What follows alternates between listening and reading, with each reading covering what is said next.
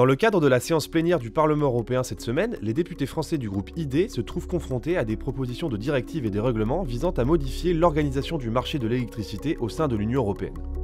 Sous la loupe de l'analyse, ces textes révèlent des enjeux cruciaux pour l'avenir énergétique de la France. La proposition de règlement sur l'organisation du marché de l'électricité suscite une opposition ferme de la part de nos députés. En effet, cette réforme, bien qu'ayant pour but de stabiliser les prix et encourager les investissements dans les énergies renouvelables, maintient un système de fixation des prix obsolète. Cette approche, bien que théoriquement orientée vers la sécurité d'approvisionnement et la promotion des énergies vertes, s'est révélée défaillante, entraînant des augmentations démesurées des factures pour les consommateurs français.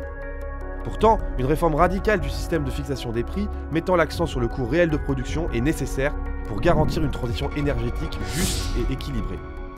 D'autre part, la proposition de directive sur les droits des consommateurs offre des garanties mais demeure insuffisante pour nos députés.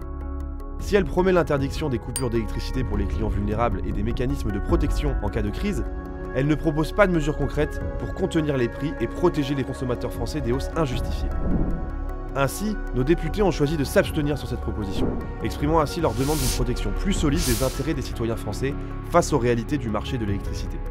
Les votes de nos députés français du groupe ID reflètent leur engagement à défendre les intérêts nationaux de la France dans le débat énergétique européen. Ils appellent à une réforme profonde du système de fixation des prix de l'électricité, ainsi qu'à une protection renforcée des consommateurs français. C'est dans cet esprit qu'ils ont voté contre le règlement proposé et se sont abstenus sur la directive dans l'attente de garanties plus solides pour les citoyens français.